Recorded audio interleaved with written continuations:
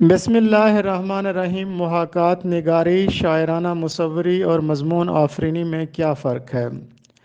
جب کوئی شاعر کلام میں کسی چیز کا ذکر یوں کرے کہ اس کی پوری تصویر آپ کی آنکھوں کے سامنے پھرنے لگے تو اس کو کہتے ہیں محاکات نگاری۔ جیسے عابد علی عابد کا ایک شعر ہے کہ دم رخصت و چپ رہے عابد، آنکھ میں پھیلتا گیا کاجل۔ شاعرانہ مصوری کلام میر کی سب سے بڑی خوبی ہے کہ کلام میں چند چیزوں کا یوں بیان کرنا کہ وہ آپ کے جذبات پر اثر ڈالیں، تو اس کو کہتے ہیں شاعرانہ مصوری۔ جیسے میر کا ایک شعر ہے کہ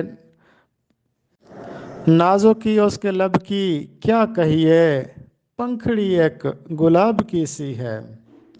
اس کے بعد ہے مضمون آفرینی۔ یہ کلام غالب کی سب سے بڑی صفت ہے کہ آپ کسی چیز کے مخفی یا خفیہ پہلو کو اجاگر کرتے ہیں۔ جیسے وہ موت کو خوشی کی علامت سمجھتے ہوئے کہتے ہیں کہ عشرت قطرہ ہے دریا میں فنا ہو جانا، درد کا حد سے گزرنا ہے دوا ہو جانا۔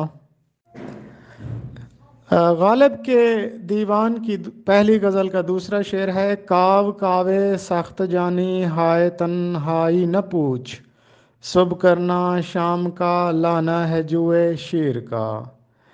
اس میں غالب کا ندرت بیان بھی ہے کہ جوئے شیر جیسے محاورے کو تلمیح کے طور پر استعمال کیا، اور تخیل کی بلندی دیکھیے کہ ایک ہی شعر میں 3 تشبیہات کا استعمال کر دیا۔